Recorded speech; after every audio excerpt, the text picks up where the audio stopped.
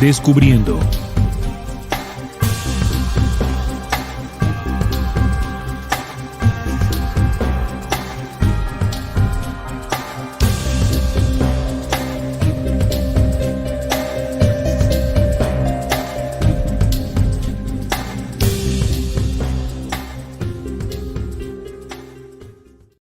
Hola amigos, bienvenidos a Descubriendo con la certeza en la búsqueda de la verdad. Seguimos investigando para todos ustedes. Recientemente vimos una noticia sobre un pastor estafador.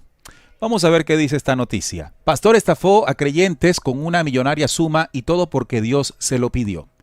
Un pastor es demandado por haber vendido a creyentes criptomonedas sin ningún valor para cumplir su milagroso financiero o su milagro financiero. El pastor estadounidense Eli Regalado y su esposa se enfrentan a una demanda civil por presuntamente vender unas criptomonedas o una criptomoneda sin valor, la Index Coin, a sus feligreses, recaudando 1.3 millones de dólares que utilizaron para remodelar su casa. A pesar de las acusaciones de fraude, Regalado insiste en que sus acciones estaban respaldadas por las directrices divinas, porque Dios le dijo, porque el Señor le habló, porque el Señor le habla, Él se lo comunica a sus feligreses y ellos pues creen en Él porque sienten que es un hombre tocado, que tiene pues el Espíritu Santo. Y óigase bien, el Espíritu Santo. Y nos pusimos a pensar, bueno, ¿y por qué los pastores, tanto los pastores como los feligreses, tienen esa creencia de que Dios les habla? Bueno, y buscando encontramos respuestas, ¿no? Alguna de ellas y se las proponemos acá. ¿Recuerdan ustedes el día de Pentecostés? Recordemos un poco lo que dice. En el Nuevo Testamento nos dice esto. ¿Cuál es la historia del Pentecostés o de Pentecostés? Los 11 apóstoles restantes regresaron a Jerusalén después de la ascensión de Jesús al cielo.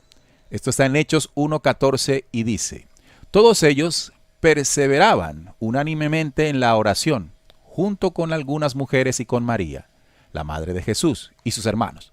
Durante ese tiempo, los apóstoles eligieron un reemplazo para Judas Iscariote.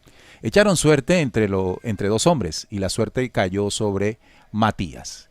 Después de 9 días de oración, el Espíritu Santo descendió sobre los discípulos. Oyeron un sonido como un viento poderoso y lenguas como de fuego. Estas descansaban sobre sus cabezas. ¿Qué pasó después? Al salir, Pedro se dirigió a la multitud que había reunido, aunque unas semanas antes había negado a Cristo 3 veces. Pedro proclamó valientemente el Evangelio ese día. 3,000 personas creyeron en Cristo y fueron recibidas en su iglesia. Dice esta parte del Evangelio que habló con denuedo, habló con el poder del Espíritu. El Espíritu de Dios lo toca y a partir de esto, pues puede hablar con tanto poder que hizo que varios se convirtieran en Cristo. Ese sería uno de los argumentos para comenzar o fortalecer una creencia en que el Espíritu Santo cuando habla, pues te puede dar además directrices.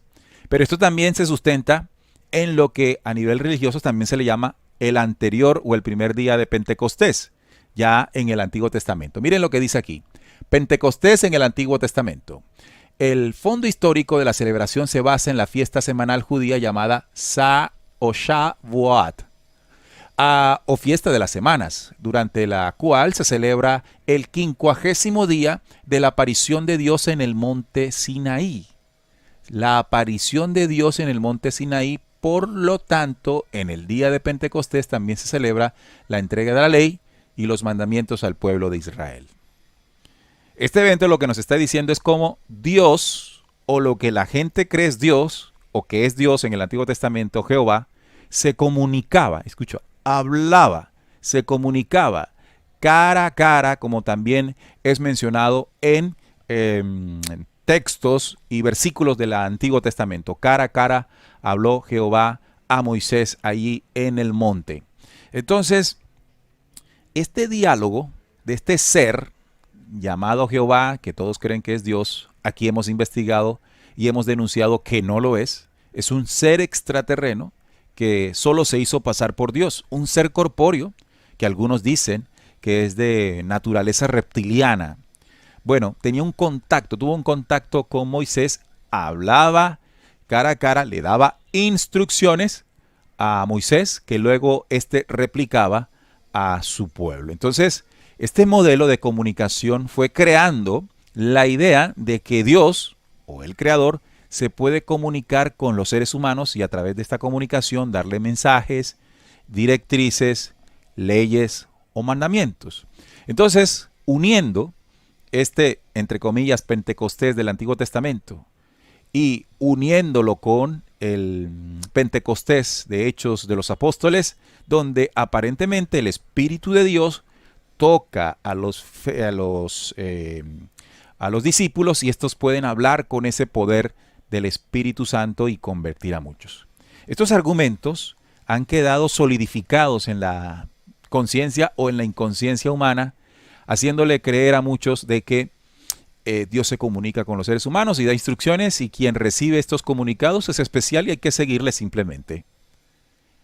Así entendemos cómo este pastor pudo, a partir de esa creencia unificada o generalizada, invitar a estas personas o feligreses a hacer lo que ellos dicen.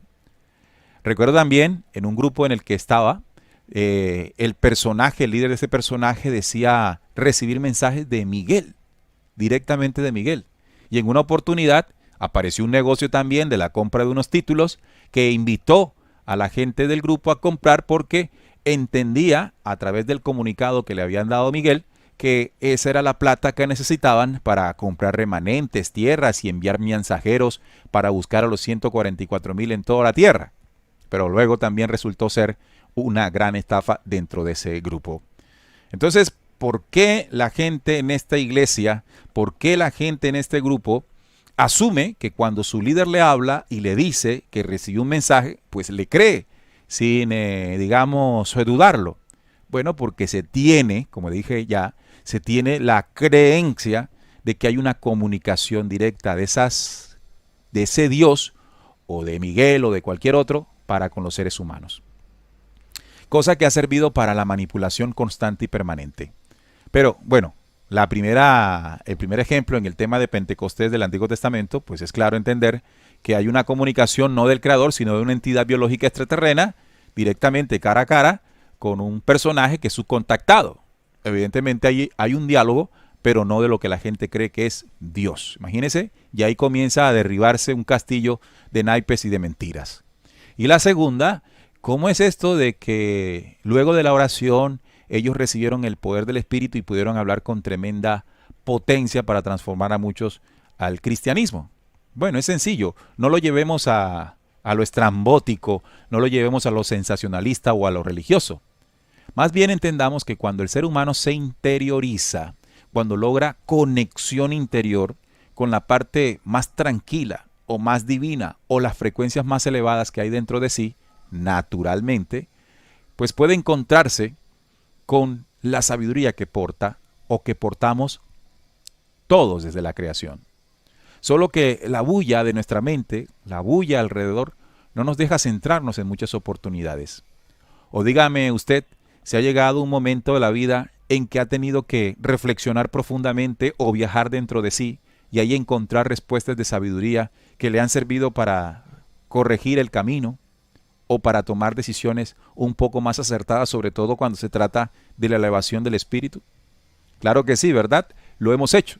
Es decir, que es un recurso natural el diálogo con vamos a llamarle así para ponerlo en dimensión de lo que estamos tocando, la divinidad interior, la sabiduría interior, pero no es que nos hable alguien externamente, no es que nos hable alguien por allá que es Dios y que nos dice qué hacer. Nosotros, a través de ese contacto íntimo, reflexivo o como dice el versículo de oración, podemos entonces rescatar sabiduría que luego podemos transmitir y podemos tocar otros corazones, que fue el caso que pasó con Pedro en aquel entonces.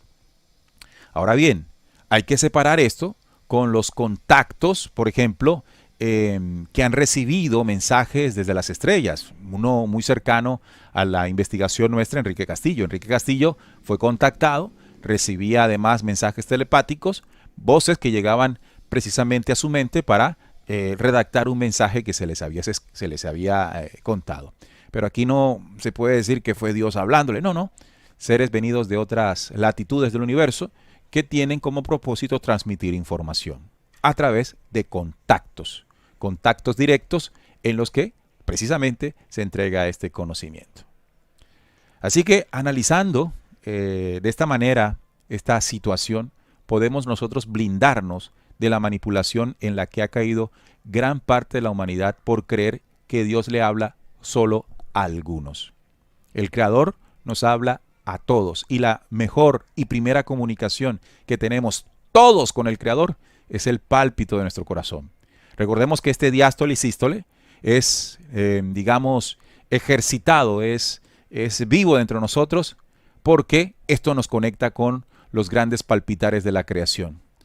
Nuestra vida depende justamente de los pulsares infinitos de la creación. Esa es la primera y mejor comunicación, o si usted le quiere llamar, bendición, que aprovechándola en sabiduría podrá usted conectarse por dentro y hablar con la mejor parte de usted, justamente y precisamente para el mejoramiento de su ser. Seguimos con otro Descubriendo, con la certeza en la búsqueda de la verdad. Hasta la próxima.